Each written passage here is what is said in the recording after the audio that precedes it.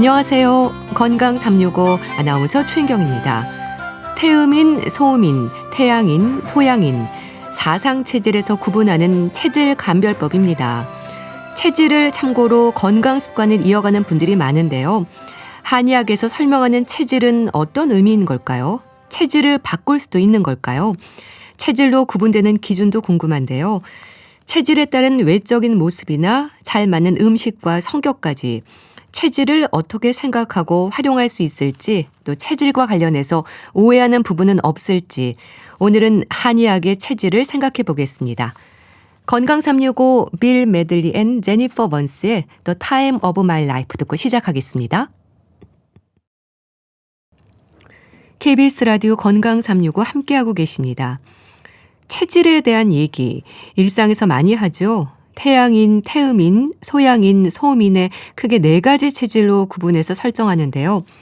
체질을 참고 삼아 몸에 맞는 음식이나 행동을 생각하기도 합니다. 체질에 너무 의존하는 것보다 건강에 도움이 되는 방향으로 이해하면 되지 않을까 싶은데요. 경희대 한의대 한방부인과 황덕상 교수에게 도움 말씀 듣겠습니다. 교수님 안녕하세요. 네, 안녕하세요. 사상체질이라는 말로 설명하는 체질적인 구분이 있죠. 이재마 선생의 사상의학에 기초했다고 보면 될까요? 그렇죠. 우리가 체질이라고 하고 얘기할 때는 보통은 사상체질의학을 얘기를 하는데요. 네. 사상체질의학은 이제 우리나라에서 순수하게 이제 개발된 그러한 개념이고 한의학적인 이론인데요. 바로 이제 1800년대, 900년대까지 이제 생존했던 이재마 선생이 사상의학을 이제 창안을 한 거고, 보통 이제 우리가 동의보감도 유명하지만 동의보감한 이후에 이제 동의수세본이라는 책을 쓰시면서 그 책 안에 우리 인간은 어떻게 보면 이제 하늘에서 준 성정이나 여러 가지 타고난 것들에 따라서 성격, 외모, 질병 이런 것들이 사람마다 좀 차이가 있다 이런 이론이 있었고, 이런 거를 체계적으로 좀 발달해서 현대에서도 어떤 설문지라든지 또는 정부 지원 검증이라든지 여러 가지를 해서 체질의학이 지금 치료를 하는데 활용되고 있습니다. 네. 뭐 태양인, 소양인, 태음인, 소음인 이렇게 4가지 체질로 구분하는 데는 기준이 있을 것 같은데요. 어떻게 설명이 될까요? 그렇죠. 우리가 보면은 사람들 보면 어떻게 보면 성격이나 또는 성향 또는 이제 질병이나 이런 것들에서 이제 한의학에서는 음양 이론들이 어떻게 보면 가장 기본이 될 수도 있는데, 어떻게 보면 이제 태양인, 소양인은 이제 양인 2가지로 돼 있는 거고, 음인 중에서는 이제 큰 태음인과 작은 소자를 써서 소음인 이렇게 나누는데, 이런 것이 이제 그냥 어떤 개념적으로 나누는 것보다는 이렇게 나눌 때가 장부가 원래 사람마다 장부가 좀 다 균형이 있는 게 아니라 어떤 거는 좀 크고 튼튼하고 어떤 거는 좀 약하다고 해서, 기본적으로 이제 태양인은 폐가 크고 간이 작은 그런 사람들, 또는 소양인은 비가 크고 신이 작은 사람들, 태음인은 이제 간이 크고 폐가 작고 소음인은 신이 크고 비가 작다고 해서 어떤 이런 장부가 크냐 작냐에 따라서 어떤 그 사람이 갖고 있는 성향도 심성 이런 것도 다르고, 또는 호르몬 균형이라든지 여러 가지 그런 부분도 다르고, 체형도 다르고, 어떤 질병도 똑같은 감기라 그래도 호흡기 쪽으로 많이 나타나느냐, 나는 감기만 걸렸는데 배 아프고 설사하고 뭐 좀 소화기 쪽으로도 밥맛도 좀 떨어지고 좀 체력이 떨어진다 이런 것처럼 어떤 장부 크기에 따라서 또는 이런 것이 반영된 체질에 따라서 나눠진다고 봐서 이랬을 때 우리 최근에도 체질을 나눌 때는 어떤 심성을 분석하는 설문지라든지 또는 이제 체형이나 체간을 측정하거나 또는 이제 안면 형상을 분석하거나 또 이제 평소에 어떤 병들이 좀 잘 나타나는지 체질에 대한 병증을 좀 분석하는 이런 거를 통해서 체질을 나누고 있습니다. 네. 그런데 보통 체질에 선천적인 부분이 있다는 얘기를 많이 하거든요. 그러니까 부모와 외모가 닮았다거나 성품도 비슷하거나 이런 부분을 말하는 걸까요? 그렇죠. 아무래도 우리가 체질이라고 하면 어떻게 보면 우리 가족들을 보면은 아버지 닮은 모양이다. 어떻게 보면 외모가 아버지를 닮았다, 또는 뒷모습만 봐도 체형이 좀 닮았다 이럴 수도 있고, 또는 식습관이 어떻게 보면 저 집안은 저렇게 먹는구나 뭐 이런 것들이 있는 것처럼 네. 체질을 얘기할 때는 우리가 하늘에서 어떻게 보면 받은 그런 명이라고 해서 부모의 정이 그 자식의 장부 강약을 결정을 한다 그래서 어떻게 보면 이제 체질은 부모에게서 이제 내림을 받는 그런 부분도 있다고 얘기를 해서 네. 요즘 얘기하면 어떻게 보면 이제 유전적인 것이 좀 관여를 하는 건 아니냐 이런 부분들도 있어서 어떻게 보면 우리가 그 위에 부모님들의 그런 체질이나 이런 것들이 어떤 가족들에 의해서도 좀 이어지는 그런 거를 볼 수 있습니다. 네. 또 건강으로 생각해 보면요. 가족력이라는 말도 하는데 고지혈증이라든지 혈압도 그렇고요. 이런 것하고 연결지어서 생각할 수 있는 걸까요? 그렇죠. 일정 부분 관련이 있는 것도 분명히 있습니다. 네. 뭐 고지혈증이나 고혈압이나 당뇨 이런 것들은 이제 가족력이 있고 또는 유전적 요인이 있는 대표적인 질환이라고도 볼 수 있습니다. 당연히 이제 당뇨가 이제 가족력에서 있으면은 그 밑에 있는 내가 당뇨나 뭐 고지혈증이나 이런 고혈압이나 이런 위험성들이 뭐 두세 배 정도 올라간다고 하는 연구도 있고 네. 또 이제 어떤 특정 유전자들이 이런 거를 발현하는 데 있어서 그 유전자를 가지고 있는 사람들에게 오히려 더 그 질환들이 발현되는 그런 것들을 볼 수 있는데 또 약간 다른 부분 그런 면에서 이제 체질적인 부분이 관여를 한다라고도 얘기할 수 있지만 네. 또 이제 그냥 단순하게 그렇게 얘기할 수만은 없는 것이 이런 고지혈증, 고혈압, 당뇨가 어떻게 보면 이제 대사질환이라고도 하거든요. 네. 또는 생활습관병이라도 합니다. 결국 이제 유전적인 소인들 분명히 취약한 부분들이 있지만 환경적인 생활습관이라든지 먹는 음식이라든지 또는 운동이라든지 또는 이제 운동을 좋아하고 싫어하는 그러한 가족의 어떤 습성이나 이런 것들에 의해서 생활습관에 따라서 이 병이 발현될 수도 있고 발현이 안 될 수도 있기 때문에 어떻게 보면 이제 그냥 체질이나 유전이나 이런 걸로만 생각하는 게 아니라 소인과 이러한 생활습관 두 가지를 좀 규칙적인 거를 같이 고려를 해야 돼서 뭐 가족력이 있다고 해서 그냥 어떻게 좌절하는 것보다는 충분히 더 관리를 하고 건강하게 하는 부분들로 생각하시는 것이 좋습니다. 네.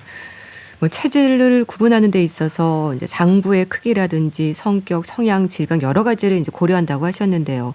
심신의학적인 특징은 어떤 부분을 또 말하는 걸까요? 그렇죠. 우리가 뭐 체질을 구별할 때 요즘에는 어떻게 보면 뭐 MBTI 뭐 이렇게 얘기도 하고 뭐 혈액형에 따라서 사람 성격이 좀 다르다고 또 보지만 기본적인 이런 체질의학을 만들 때 자체가 어떻게 보면 이제 그런 조선시대의 어떤 이제 심신에 대해서 사람의 본성에 대해서 이제 관찰하던 그런 학문적인 것들이 기본적으로 깔려 있기 때문에 실질적으로 우리가 장부의 강약에 따라서 성격이나 정사가 반영된다고 보아왔습니다.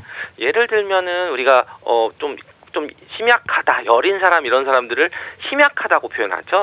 성격이 여린 사람. 그러니까 심약하다는 게 심장이 좀 약하다. 뭐 이런 거를 다 의미를 하는 부분들이거든요. 또는 굉장히 뭐 무서움도 안 타고 뭐 장군 같이 이제 한 뭐 간이 부었구나. 뭐 이렇게 표현을 하듯이 우리가 어떻게 보면 이제 장부의 그런 크기와 작은 거에 따라서 이 사람의 성격이나 정서가 반대되는 부분들이 있다고 보고 사상 체질의학은 결국은 이 장부들이 서로 강한 것이 있고 약한 것이 있으니까 그러한 불균형에 따라서 각 체질마다 좀 더 예민하거나 좀 더 중요하게 생각하는 부분들이 있다고 보는데요. 그래서 이제 태양인들은 어떻게 보면 이제 우월하게 우리가 뭐 측은지심이나 우리 인의예지라고 하면은 우리가 항상 조선시대에는 그러한 뭐 사람의 심리적인 부분들을 연결을 지었던 덕목들인데 태양인은 인이나 이제 어질거나 이런 리더십이나 뭔가 이렇게 끌고 가야 되는 것을 좀 중요하게 얘기를 했다면 소양인들이 이제 의로운 것들 뭔가 이치에 맞고 의로운 거를 굉장히 강조를 하는 사람들이고 태음인들은 예의를 좀 강조를 해서 뭔가 규칙이나 이런 것들을 좀 중요하게 생각하고 소음인들은 이치 뭔가 이로움이나 이런 이해득실에 대해서 조금 더 예민하다는 건데 이런 것들을 규정을 하고 나서 봤더니 어떤 체질의 사람들이 병이 오는 것은 자기가 중요하게 생각하는 것들에 대해서 문제가 생기면 좀 더 병이 잘 온다는 거죠. 어떻게 보면 우리가 스트레스가 모든 병의 원인이라고 하지만 그 스트레스를 주는 그런 요인들이 심리적으로 각각 체질마다도 조금 다를 수가 있다는 부분에 있어서 어떻게 보면 우리가 건강을 할 때 또는 이러한 심리적인 것들에 대한 중요성도 더 관찰을 할 수 있습니다. 그러니까 몸과 마음을 동시에 연결지어서 생각해야 한다는 의미로 보면 되겠네요. 그렇죠. 그래서 기본적으로 우리가 병이 오게 되는 것들은 모든 스트레스가 다 병을 만들지만 네. 어떻게 보면 나는 내가 내가 수익을 보는 거 조금 털끝만큼지도 손해를 보는 거는 나는 너무 싫어 그러면서 화를 낼 수도 있는 거고 네. 서양인 같은 사람들은 내가 그 금전적인 거 어느 정도 손해를 보더라도 이거는 이치에 안 맞으면 나는 너무나 싫고 너무나 화가 나고 뭐 그것 때문에 이제 속을 끓이다가 병이 온다든지 또 이제 뭐 이치에도 맞고 또는 어떤 이로움이나 이런 게 중요한 게 아니라 형식이나 예의에 어긋났다 그러면 그것 때문에 어떻게 보면 화를 내거나 굉장히 뭐 화병에 걸린다든지 이런 것들이 어떻게 보면 체질에서 조금 더 좀 차이가 나는 부분들이 있을 수 있어서 이게 몸과 마음 우리가 심신의학이라고 하는 것이 네. 심리적인 것 때문에 시체의 어떤 병적인 부분들이 나타나는 원인들의 관계성에 대해서 중요시하는 의학인데 그러한 이론적으로 연관성을 좀 설명을 하고 있습니다. 네. 또 이렇게 체질 의학적인 면에서도 고려가 된다는 건 체질에 따른 치료 방법의 차이를 말하는 걸까요? 그렇죠. 기본적으로 이제 체질의학에 대해서 말씀을 드릴 때 네. 어떻게 보면 이제 건강을 지키기 위해서 예방하는 부분도 있지만 치료할 때를 참고할 수에 분명히 활용하는 그러한 방법이기 때문에 여전히 활용을 하는 거거든요. 네. 그렇기 때문에 이제 사상 체질의학에서 중요시하는 것은 똑같은 질병이라 그래도 체질에 따라서 좀 다르게 나타난다. 기본적으로 이제 동의보세보원에서도 얘기를 했던 부분들 체질을 고려를 했던 게 똑같은 감기인데 어떤 사람은 땀을 빼는 약을 썼더니 좋아지고 어떤 사람은 땀을 뺐더니 오히려 더 심해지는 그런 부분들이 생겨서 오히려 이런 사람들은 좀 따뜻하게 보하는 약을 썼더니 오히려 좋아지는 사람도 있고 어떤 사람은 이제 오히려 소변을 잘 나가게 해줬더니 뭐 감기도 낫고 여러 가지 좋아지는 것처럼 결국은 우리가 그 해당 자기가 갖고 있는 강한 장부는 조금 억제를 시켜주고 약한 장부를 좀 보강을 시켜줘서 우리 각자의 장부의 균형을 맞춰주는 것이 어떻게 보면 그 질환 자체만큼 또 중요한 치료 방법이 될 수가 있어서 어떻게 보면 예를 들면 이제 소양인들은 원래 소화기가 튼튼하고 신기능이 약한데 이런 사람들에게 어떤 감기가 걸리거나 병이 있다고 해서 소화기 약을 많이 쓰는 것보다는 오히려 신기능이 약한 거를 좀 더 보충을 해주고 소변도 잘 나가게 해줬을 때 오히려 빨리 좀 후전이 되는 사람들도 있고 소음인 같은 경우가 이제 신기능은 튼튼하지만 소화기가 약합니다. 그래서 아무리 좋은 그런 약이라고 해도 특히 이제 이런 분들이 마구 이제 좀 몸을 좀 약하게 해주는 좀 소화장애가 유발이 되는 그런 약제를 너무 많이 쓰면은 오히려 병을 치료하는 것보다도 그 약 때문에 이제 몸이 힘들어하는 분들이 소음인들이 있어서 우선 이제 소화 기능을 좀 잡는 쪽으로 먼저 치료하는 약이 들어가야 될 때는 오히려 소음인일 수도 있고요. 태음인들은 오히려 간 기능이 왕성하고 폐 기능이 약해서 먹는 거는 또 굉장히 잘하고 소화도 잘 되니까 이런 사람들은 오히려 감기 걸리고 아파도 잘 먹어야 돼. 그리고 뭐 곰탕도 먹고 뭐 한우도 먹고 이러면 오히려 좀 회복이 좀 빠르고 오히려 그러면서 호흡기가 약하기 때문에 땀도 좀 잘 빼주고 이런 쪽으로 하는 치료를 했을 때 훨씬 치료가 잘 되는 그런 부분들을 체질 구별에 따라서 치료에도 적용하고 있습니다. 네. 그런 여러 구분법에 따라서 체질을 감별하게 되는 건데요. 많은 분들이 궁금해하는 건 체질도 바꿀 수 있을까 하는 겁니다. 어떨까요? 그렇죠. 우리가 뭐 체질 개선 이런 얘기를 많이 하고 체질 개선이라는 것 자체가 이제 체질을 바꾼다라고 생각을 하시는 분도 많이 있어서 이제 조금 오해가 되는 경우도 있는데 이 사상의학에서 얘기하는 체질은 어떻게 보면 이제 부모에게서 받은 것 또는 이제 선천적으로 받은 부분들이기 때문에 기본적으로 이제 바꿀 수 없다고 보는 겁니다. 기본적으로 선천적인 장부에 대소가 있다고 설명을 했는데 결국은 내가 타고난 어떤 간이 크고 폐가 작거나 뭐 비가 작고 신장이 크고 이런 부분들을 완전히 이제 구조적으로 바꿀 수는 없는 것이죠. 그렇지만 이제 바뀔 수 있다고 하는 부분들은 뭔가 좋아진다고 하는 거거든요. 예를 들면 소음인 같은 경우에 비위 기능이 약해서 소화가 안 되지만 자기가 적절하게 식사량도 조절하고 식습관도 규칙적으로 하고 뭔가 소화 잘 되는 음식으로 먹으면은 오히려 소화에 대한 전혀 문제가 없고 다른 체질보다도 건강하게 음식을 섭취를 하면서도 잘 지낼 수가 있거든요. 이런 게 이제 체질이 바뀌었다고 얘기하는 것보다는 네. 체질을 개선하는 것에서 오히려 자기에게 적절한 것을 찾게 되는 거죠. 네. 그리고 또 오히려 뭐 그 소양인들도 신장이나 허리가 항상 이제 약하다고 하지만 항상 이제 뭐 그런 쪽으로 튼튼하게 관리도 하고 운동도 하고 또는 소변도 수분도 잘 먹으면서 좋아지면 오히려 허리 문제 없이도 충분히 좋아지는 것도 완전히 바뀐다기보다는 네. 자기의 약점을 정확하게 알아서 그런 부분들의 그 균형을 찾아가게 된다면은 예. 각 체질들이 오히려 훨씬 더 건강하게 되는 것이 어떻게 보면 체질의학에서 말하는 체질의 그런 개선 그런 부분들이라고 할 수 있습니다. 네. 그러니까 타고난 체질은 변하지 않지만 이런 체질의 불균형을 조정하는 걸 체질 개선이라고 하는 걸까요? 그렇죠. 기본적으로 우리가 체질의 불균형을 잡는 것을 얘기할 때 우리가 어떻게 보면 중용이라고도 얘기를 하죠. 네. 어떻게 보면은 뭐가 높으면은 그거는 좀 줄여야 되고 부족하면은 채워져야 되는 부분들이 바로 이런 부분이라고 할 수 있습니다. 네. 근데 이런 것이 단순하게 그러면 우리가 장부가 크기가 다른데 어떻게 하느냐가 중요한 것보다 장부의 성격들은 어떻게 보면 이제 심정을 다 갖고 있다 그랬죠. 마음 씀씀이나 스트레스나 이런 것이 장부의 불균형이 오히려 심리적인 불균형이 될 수도 있고 네. 또 그런 것이 이제 음식이나 또는 약재나 이런 것에 대해서 좀 다르게 반응하는 것들이 있기 때문에 네. 오히려 이제 소음인 같은 경우는 항상 소화기를 보충시켜주고 보기시켜주는 한약이 중요하고 또 신장이 잘 마르지 않게 하는 게 중요하고 또 이제 소양인 같은 경우는 신수가 잘 보충되게 수분도 잘 먹어야 되고 신장이 튼튼하게 해주고 이제 허리를 또 보강해주는 운동이나 또 이런 네. 부분들을 하는 게 좋고 태음인들은 항상 이제 그 호흡기가 약하기 때문에 유산소 운동을 한다든지 꾸준히 운동을 해주면서 이런 특징적으로 땀도 이제 충분히 많이 흘려주고 이제 이런 부분들이 되면 순환도 되고 이제 건강해지는데 결국 바로 이런 것처럼 자기가 약한 부분들을 좀 보충해주고 또 과한 부분들을 채워주는 그 중간 지점을 찾게 되는 것이 네. 가장 그 체질 개선의 핵심이 될 수 있습니다. 네. 그러니까 체질 자체를 바꾸는 게 아니라 이제 중용이라고 하셨는데 나에게 부족한 건 채우고 넘치는 건 덜어내면서 체질 개선을 해주는 건데요. 체질과 관련해서 또 다른 오해나 잘못 생각하는 부분이 있을까요? 그렇죠. 우리가 이제 체질을 얘기할 때 어떻게 보면 일반인들에게 많이 얘기할 때 이제 심정적인 부분들로 우선 많이 얘기를 하거든요. 네. 결국 이제 뭐 소음인들은 어떻게 보면은 조금 그 집중을 하니까 마음이 좀 약하다. 어떻게 보면 좀 시야가 좁다 이렇게 표현을 하기도 하고 또 소양인들은 어떻게 보면은 뭐 임기응변에 너무 빠르고 자꾸 이제 뭐 말을 좀 대충 건성으로 하고 좀 진지성이 떨어진다 이렇게도 얘기를 하고 네. 태음인들은 또 너무 많이 하다 보니까 오히려 좀 뭐 게으른 거 아니냐 움직이지 않는 거냐 이런 식으로도 얘기를 해서 좀 나쁜 면을 얘기를 하는 경우들이 있는데 네.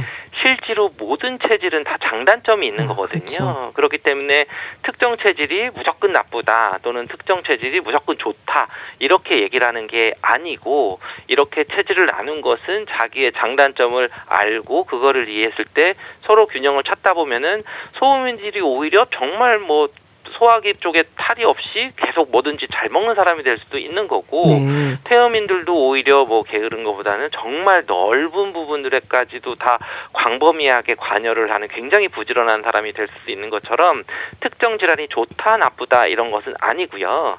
그리고 또 하나는 이제 뭐 체질별 음식을 또 많이 관심을 갖고 얘기를 하시거든요. 네. 그렇기 때문에 이제 체질 음식만 먹으면 된다 또는 그 음식만 너무 집중해야 된다고 얘기를 하는데 이 부분도 조금 주의를 하셔야 되는 게 체질은 분명히 어떤 장부에 따라서 부족한 부분을 채우는 거지만 또 기본적인 영양학적인 그런 기준이 갖고 있는 것들이 있거든요. 네. 저는 이제 여성 질환이다 보니까 물론 이제 어떤 출산하고 나서 출산 직후에 이제 체질을 물어보시는 분들도 있거든요.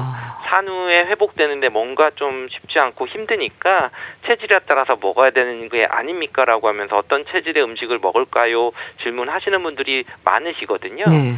그러면 저는 이제 두 가지를 딱 말씀을 드리는데 기본적으로 동의수세보원에는 그 출산 관련되는 내용이 없습니다. 이야기를 하고 예. 결국은 이제 체질보다도 이제 출산 후라고 하면 아무래도 출혈도 많고 어떻게 보면 기운도 많이 써야 되고 그러다 보니까 단백질도 많이 섭취를 해야 되고 피도 많이 만들어야 되고 영양학적인 부분으로 우리 탄수화물, 단백질, 지방이 골고루 다 균형 있게 보충이 돼야 되는 그런 시기거든요. 이랬을 때는 그 시기에 맞는 영양학적인 것을 보충시켜주는 게 더 체질 음식보다는 우선한다.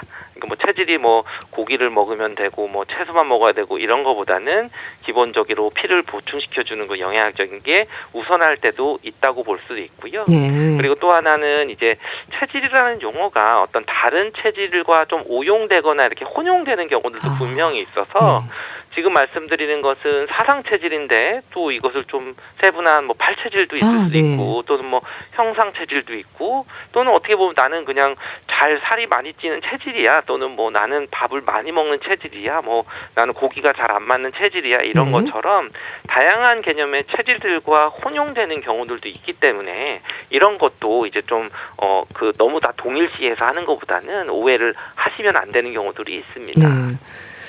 그러니까 체질을 살펴보는 방법이라고 한다면 이제 외적인 체형도 보고 이렇게 속마음도 보고 병증도 보고 여러 가지를 다 살펴봐야 되는 거네요. 그렇죠. 기본적으로 이제 우선 체질을 진단할 때에는 뭐 외모를 통해서 체질을 구별하는 것이 가장 이제 흔하게 하게 되고 또는 관심을 많이 갖는 부분입니다. 그래서 태양인들은 용모도 뚜렷하고 이제 머리도 좀 크고 목덜미도 크고 어떻게 보면 굉장히 이제 장군 같고 어떤 선각자 같은 이런 부분들의 느낌이라고 하면은 서양인들은 가슴은 좀 이제 충실하고 좀 어떻게 보면 이제 조류, 새와 같은 이제 몸이 가벼운 사람들이라고도 볼 수 있거든요. 그리고 이제 태음인들은 키도 크고 어떻게 보면 이제 정방형이라 그래서 약간 뭐든지 이제 네모나게 이제 좀 크고 좀 등치도 큰 이런 사람들이 이제 태음인 쪽으로 되는 거고 얼굴도 이제 평면처럼 네모난 이런 형태를 가지고 있고 소음인들은 전체적으로 좀 체격도 마르고 오히려 상체보다는 하체 쪽이 조금 더 안정감을 있으면서 작은데 좀 왜소해 보이는 그런 부분들이 있는데 또 이제 지금 얘기하는 그런 체형뿐만 아니라 얼굴, 안면의 그런 생김 상태나 이런 것들을 좀 복합적인 부분들로 봐야 되는 부분이 있습니다. 근데 그렇게 외적인 건 구별이 가능하겠지만 또 속마음을 보고 구별하는 건 쉽진 않잖아요.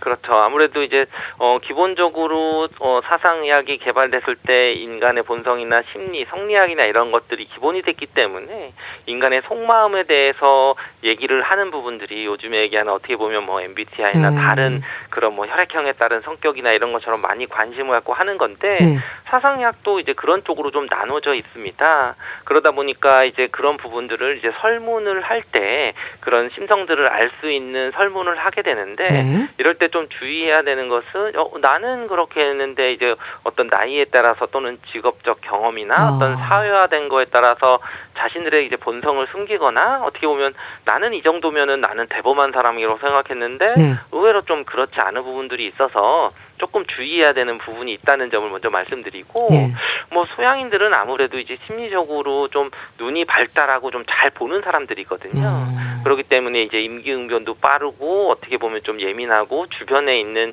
그런 시야도 좀 넓게 그런 보는 좀 빠릿빠릿한데 근데 이런 사람들은 너무 많은 정보를 보다 보니까 오히려 끝맺음을 잘 못한다고 해서 오히려 용두사미가 된다고 얘기를 하는 사람도 있고요. 소음인들은 오히려 이제 집중력도 굉장히 잘하고 오히려 좀 소심해 보이는 것 같지만 굉장히 집중해서 한 가지를 좀 파고드는 어떤 부분 장인이나 고수들이 좀 있는 경우들이 있고요. 태음인들은 정말 용량이 큰 사람이라서 정말 뭐 만물박사죠. 어떻게 보면 뭐 하나 얘기하면은 뭐 누가 언제 뭐를 했냐부터 다 기억하고 하게 되는데 이러다 보니까 빨리 피로하고 어떻게 보면 남들이 보면 좀 느리거나 저 사람은 뭔가 좀 반응이 좀 느리거나 좀 게으르다 이렇게도 느낄 수도 있는데 이러한 것들이 어떤 사상에 대한 체질에 대한 선정이 좀 다르다고 볼 수 있습니다. 자, 그리고 병증을 보고 체질을 구별한다고 하던데 이건 어떤 의미인가요? 그렇죠. 이러한 장부의 대소나 성격의 심정의 차이 때문에 병이 좀 나타나는 그런 패턴들을 좀 다르게 볼 수 있는데 물론 병이라고 하는 개념이 이제 어떤 질환으로 나타나는 게 아니라 한의학에서 이제 기본적으로 했을 때 소화가 어떠냐 또는 대소변이 어떠냐 뭐 땀 배출이 어떠냐 이런 거를 이제 좀 봐서 갖고 있는 병이 어떻게 나타나는지 보는 건데 태양인들은 기본적으로 이제 소변량도 많고 잘 나와야지 건강하는데 오히려 소변도 못 보고 이제 그런 대변도 변비가 심하다 이러면 좀 병이 오고 소양인도 양인들도 마찬가지로 대변을 못 보고 좀 매일매일 벼야 되는데 대변을 2, 3일만 못 봐도 오히려 머리가 아프다든지 뭐 가슴도 답답하다든지 이런 쪽으로 나타나는 그런 병증으로 볼 수 있고 태음인들은 이제 땀이 잘 배출돼야 건강합니다. 네. 그래서 피부도 굉장히 단단하고 땀이 안 나오면은 좀 이제 병이 생기는 거고 태음인들 그렇고 굉장히 먹는 거는 또 잘해야 되는데 오히려 자꾸 설사한다든지 좀 소화가 안 좋아지면 오히려 좀 큰 병이다. 원래 잘 먹는 사람들이니까 소음인들은 이제 비위가 약하고 하기 때문에 이 사람들은 소화만 잘 시키고 그냥 음식만 잘 먹으면 이제 건강한데 어떻게 보면 이제 식은땀도 줄줄 흘리고 뭐 밥도 더 잘 못 먹고 소변도 좀 안 좋다 이러면 원래 튼튼해야 되는 신기능이 약했을 때는 소음인에 있어서는 병증이 뭔가 좀 중한 거구나 해서 기본적인 이러한 여러 가지 증상들을 확인해서 각 체질마다 원래 좀 약한데 그냥 약하게 나타나면은 그럴 수가 있고 병이 중하지는 않은 건데 네. 원래 이 사람이 튼튼해야 돼 하는데 그게까지 병이 왔다면은 병이 조금 더 중하게 뭔가 다른 증상이 있는지 꼭 체크를 해봐야 되는 그런 병증 변화로 그 얘기를 하고 있습니다. 네. 그러니까 그런 것들은 체질별로 생리적인 조건이 다름을 설명하는 거네요. 그렇죠. 기본적으로 어떤 사람들은 뭐가 건강하고 태음인들은 어떻게 보면 호흡이나 이런 거는 원래 좀 약하니까 이 사람들은 그냥 그렇게 그냥 기침을 좀 하거나 감기가 조금 갈리는 것 같지만 그래도 잘 버티는 그런 사람들이고 소음인들은 소화기가 또 약하니까 그냥 좀 잘 체하고 해도 어떻게 보면 큰 병은 아니라고 생각할 수도 있고 소양인들은 좀 항상 뭐 비뇨생식기 허리가 좀 약하면은 그냥 일상적으로 좀 잘 관리해야 되는 그런 병들일 수 있는데 이렇지 않은 부분들이 서로 바뀌게 되면은 이거는 정말 뭔가 병리적으로 큰 병이 진행되는 건 아닌지라고도 좀 파악을 해봐야 될 경우가 있습니다. 네, 알겠습니다.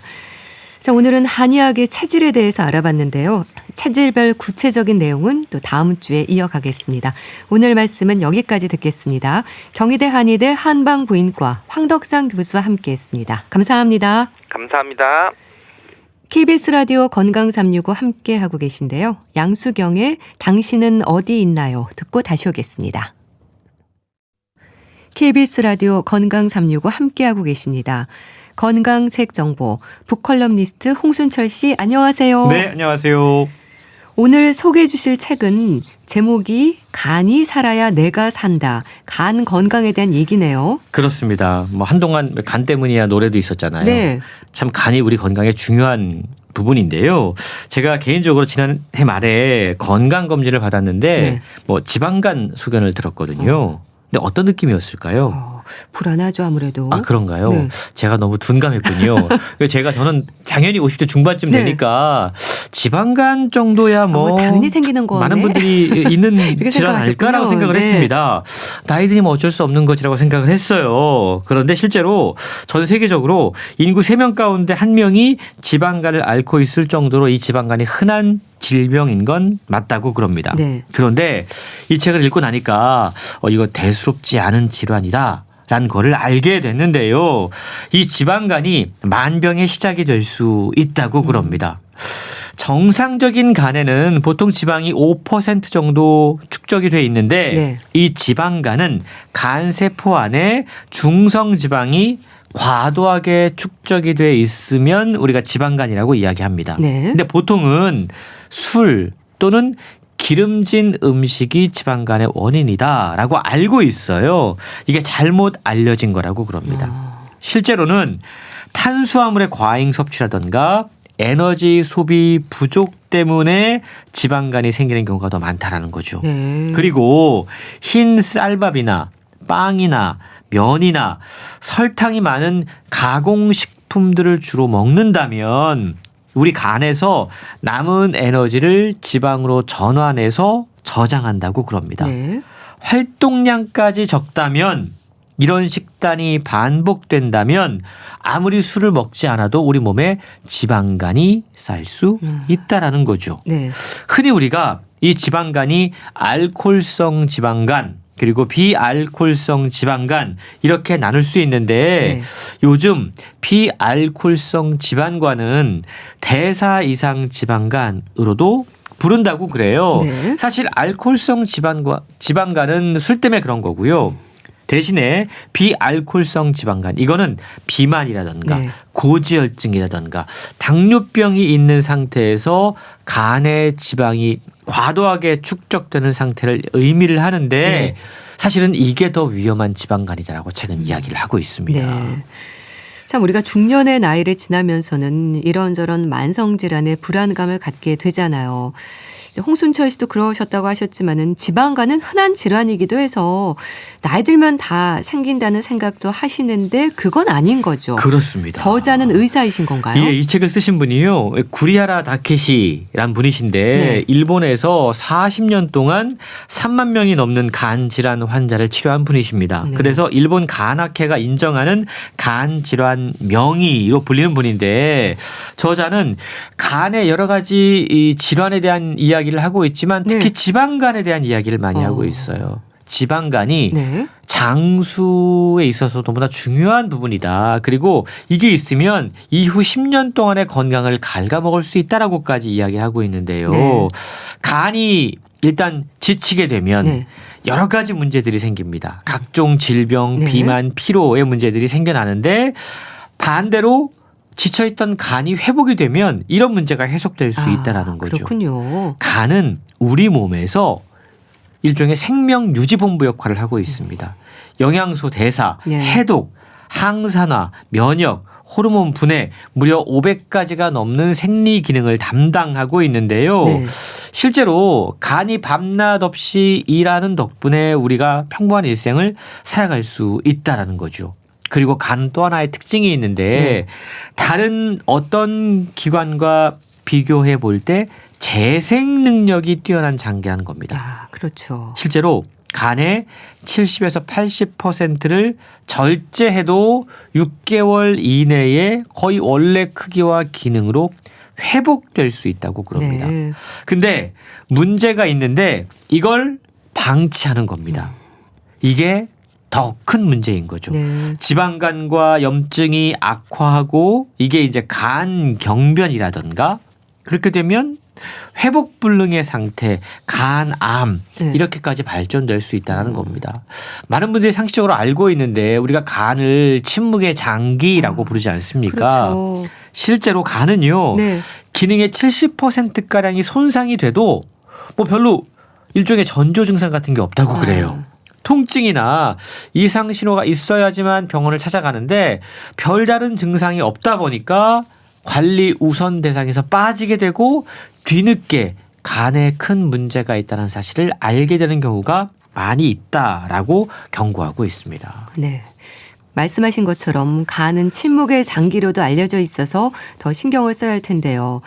지방간이 알코올성도 있지만 비알코올성 지방간에 대한 위험도 높잖아요. 그러니까 간암의 위험 요인으로도 지적이 되기 때문에 간 건강에 대한 관심을 가져야 될 것 같습니다. 그렇습니다. 보통 간에 문제가 생기면 피로감이 좀 높아지고요. 네. 소화불량 같은 것들이 생기고 또 황달이라던가 이런 문제들이 생겨나는데 네. 이렇게 뒤늦게 질환을 발견하고 돌이킬 수 없는 상황에 처하는 경우가 가장 심각한 경우라는 거죠. 네. 지방간이 언제든지 사실은 간경화, 간암으로 이어질 수 있다라는 겁니다. 우리가 먼저 이 지방간에 대한 올바른 이해가 좀 필요한데요. 네. 책에는 지방간의 4대 원인이 소개가 되고 있어요. 과도한 음주, 네. 비만, 당뇨, 고지혈증입니다. 그래서 지방간 치료를 위해서는 다른 질병과 같이 건강한 생활 습관이 무엇보다 중요한데요. 네. 책에도 간을 살리기 위한 규칙적인 생활 습관, 식습관 같은 것들이 강조가 되고 있어요. 적당한 식사, 네. 규칙적인 운동, 체중 유지, 흡연과 음주를 삼가하는 것. 보통 우리가 건강검진 받고 나면 의사 선생님들이 이런 이야기 하지 않습니까? 근데 이 이야기가 바로 지방간을 예방하는 것과 같은 방법이라는 거죠. 그렇군요. 저자는 네. 지방간이 있다고 하더라도 1차 치료를 약으로 하는 게 아니라 생활 습관 개선으로 해야 된다라고 이야기를 하고 있어요.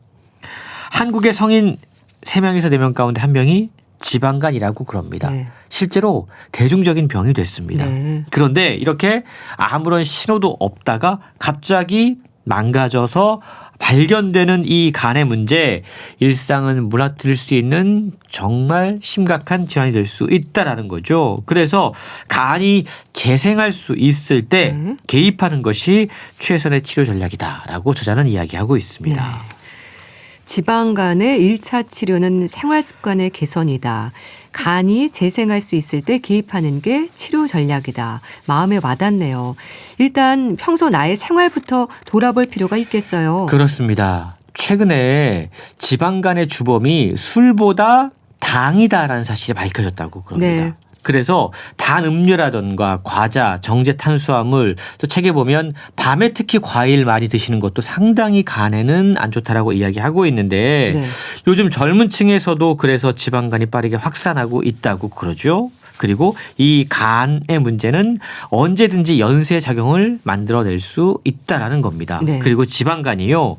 당뇨, 심근경색, 뇌졸중, 암으로 이어질 수 있는 전신질환의 출발점이 되고 있다는 점도 최근 의학 논문을 통해서 밝혀지고 있다라고 이야기하고 있는데 네.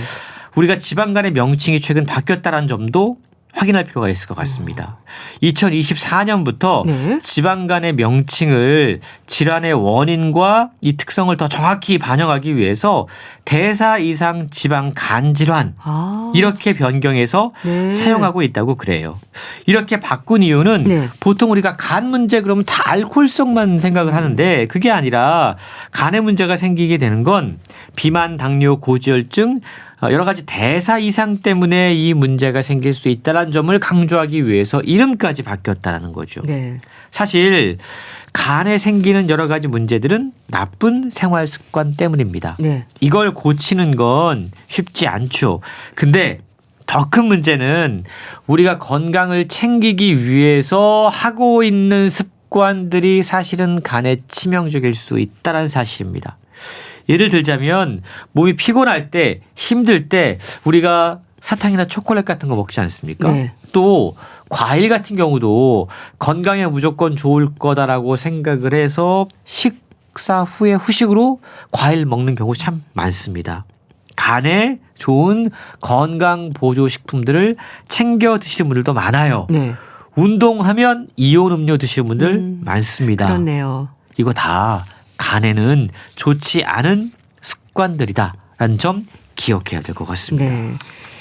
이런 식습관을 비롯해서 여러 위험 요인들이 있을 텐데요. 그럼 지방간을 좀 피하기 위한 방법이랄까요? 뭘 어떻게 해야 될까요? 이 책에는 지방간을 없애기 위한 7가지 지침이 소개가 되고 있어요. 근데 첫 번째가 상당히 의외였습니다. 네. 양치를 꼼꼼히 한다였어요. 양치를요? 네. 오. 최근 들어서 네. 이 잇몸병이 그러니까 치주염이 다른 여러 질환과 관련이 깊다는 연구 결과들이 계속 나오고 있거든요. 네. 그런 상황에서 이 책도 잇몸병을 관리하는 습관이 지방간 치료를 위해서도 꼭 필요하다는 주장을 펼치고 있는 그렇군요. 거죠. 우리가 보통 치주염 그러면 입속 질환이라고 생각을 하는데 네. 이게 심혈관 질환, 당뇨, 치매 같은 전신 질환과 깊은 관련이 있다라는 사실들이 밝혀지고 있다고 그럽니다. 왜냐하면 네. 잇몸은요. 혈관 순환계를 통해서 외부 물질들이 인체 내부로 유입될 수 있는 관문이기 때문이라는 거죠. 그래서 치주염이 발생하면 네. 병원성 세균의 침입이 빠르게 증가를 하고 네. 그로 인해서 고혈압과 심장 질환들이 나타날 가능성이 높아지고 혈당 조절이 어려워지고 인슐린 저항성을 유발하게 되고 이렇게 되면 간이나 지방 조직에서의 인슐린 작용을 억제한다고 그럽니다. 네. 그러니까 혈당 조절이 어려워지니까 당뇨 질환까지 생길 수 있다라는 거죠. 치주염이 이렇게 사소해 보이지만 네. 중요한 질환인 거고요. 또한 무엇을 먹는가도 중요하지만 네. 어떻게 먹는가도 상당히 중요하다라고 이야기하고 있는데요. 네. 저자는 식사를 빠르게 하면 혈당이 급격히 올라가고 지방간을 가속화하는 원인이 된다라고 지적을 합니다. 네. 아울러 지방간 악화를 막으려면 근육량 유지가 중요하다는 대목도 기억할 필요가 있고요. 술만 이 간에 안 좋은 게 아니라요. 네. 술 드실 때 함께 드시는 안주가 사실은 더 치명적이라는 점도 기억해야 될 것 같습니다. 네. 참 일상에서 습관으로 자리하면 잘 지킬 수 있는 부분들이기도 하겠네요. 골고루 균형 잡힌 식사가 중요하다는 얘기인데요. 이런 부분에서 저자는 어떤 조언을 하나요? 예, 일단 드시지 말아야 될 것들이 있고요. 네. 또 드셔야 될 것들이 있습니다. 예를 들자면 브로콜리 같은 경우에는 대표적으로 간에 쌓인 독소 배출을 돕고 지방 흡수를 줄여줄 수 있습니다. 네. 마늘도 해독 작용을 돕는다고 그러죠. 과일 가운데 자몽은 쌉싸름 맛이 나기 하지만 비타민C와 글루타티온을 함유해서 간의 자연 정화 작용을 증진시킬 수 있다고 그러고요. 네. 부추도 간에 좋다고 그럽니다. 조개류, 낙지, 타우린이 풍부해서 간세포 재생을 촉진하고 피로 해소에 도움이 된다고 그럽니다. 네. 우리가 보통 피로 회복제 주성분이 타우린이잖아요. 네, 타우린이요. 네, 이게 담즙 분비를 활성화하고 간세포막을 안정화하기 때문에 천연식품을 통해서 이걸 섭취하면 좋은 것이죠. 이 밖에도 네. 책에는 30대부터 90대까지 세대별로 연령별로 달라지는 맞춤 간 건강법이 함께 소개가 되고 있는데요. 남성은 30대에서 40대, 네. 여성은 50대에서 60대의 지방간과 당뇨병의 위험이 급증한다고 그럽니다. 이 데이터를 근거로 연령대별로 꼭 실천해야 할 현실적인 생활 수칙을 안내하고 있다라는 거죠. 네. 남성이 30대, 40대 가장 일 많이 할 때고요. 여성들은 호르몬 변화가 생기면 이런 질환이 생길 가능성이 높아진다고 그럽니다. 네. 스트레스, 늦은 오후에 달콤한 간식, 네. 늦은 밤 술자리 피해야 되고요. 나이에 따라서 달라져야 할 여러 가지 검진 포인트는 무엇인지, 운동은 어떻게 해야 되는지 책에 자세히 소개가 되고 있습니다. 네. 잘 들었습니다. 책 간이 살아야 내가 산다 소개해 주셨는데요. 북컬럼니스트 홍순철 씨와 함께했습니다. 감사합니다. 고맙습니다. 이승철의 비와 당신의 이야기 보내드리면서 인사드릴게요. 건강365 아나운서 최인경이었습니다. 고맙습니다.